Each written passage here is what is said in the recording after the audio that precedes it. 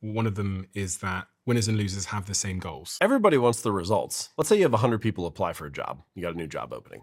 Presumably, every candidate has the goal of getting the job. The goal is not the thing that determines the outcome. So the person who wins and the 99 people who lose, they have the same goals. You look at the Olympic Games. Presumably, any event, everybody who's competing has the goal of winning the Olympic medal, right? Of winning the gold. So the goal is not the thing that makes the difference. So again, winners and losers have the same goals. So if they have the same goals, they cannot be the thing that make the difference in their performance. It has to be something else. Maybe having a goal is part of it. Maybe it's necessary, but it's not sufficient for the outcome that you want. And for that, what you need is a system. You need a collection of habits that are going to make the difference and accumulate into a bigger outcome. And you say goals restrict your happiness. There's some implicit promise internally that once I get to this goal, then I'll be happy. Once I write a New York Times bestseller, then I'll feel better about it. Once I achieve this certain number on the scale, then I'll be happy with my body.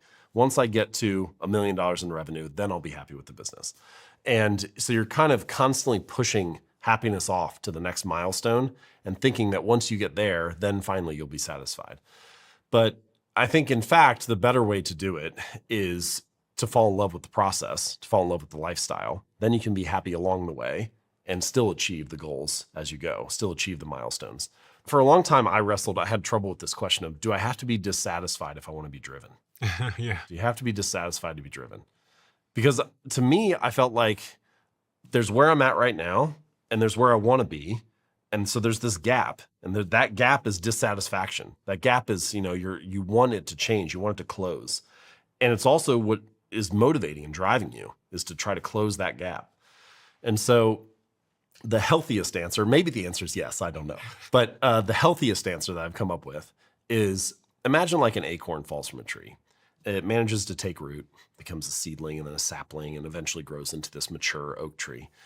And at no point in that process, when it was just an acorn, it wasn't criticizing itself for not being a sapling. It was just a sapling. It wasn't criticizing itself for not being an oak. It wasn't dissatisfied with where it was at. And nobody came over and was criticizing it for, oh, I can't believe you're not a full-grown tree yet. But it kept growing the whole time. So simultaneously, you have this thing where it was both perfect at each stage that it was at. Nothing was wrong, and yet it continued to grow. And the reason is because that's just what an oak tree does. That's what it is encoded to do. It is encoded for growth.